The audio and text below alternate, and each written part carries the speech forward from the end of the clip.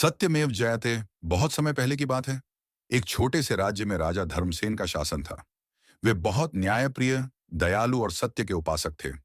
उनके राज्य में न्याय और ईमानदारी को सबसे अधिक महत्व दिया जाता था। राजा हमेशा कहा करते थे, सत्य की हमेशा जीत होती है।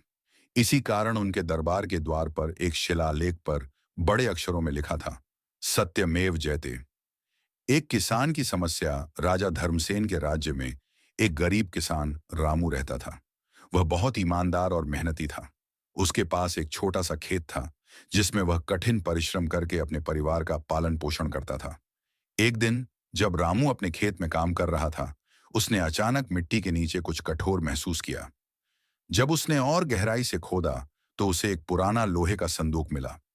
जब उसने संदूक खोला, तो वह आश्चर्य से भर गया। संदूक में सोने चांदी के सिक्के और बहुमूल्य आभूषण भरे हुए थे।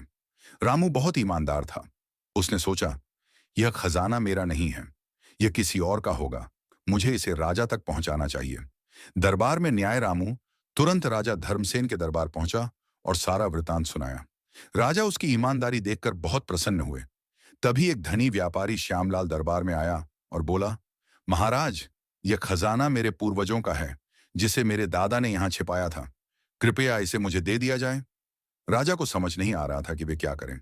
उन्होंने सोचा, अगर मैं खजाना किसान को दे दूं, तो व्यापारी अन्याय का शिकार होगा, और अगर मैं इसे व्यापारी को दे दूं, तो किसान की ईमानदारी का अपमान होगा।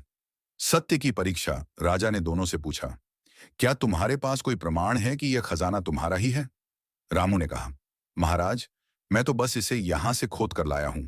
यह मेरा नहीं है, लेकिन इसका असली मालिक कौन है, मैं नहीं जानता।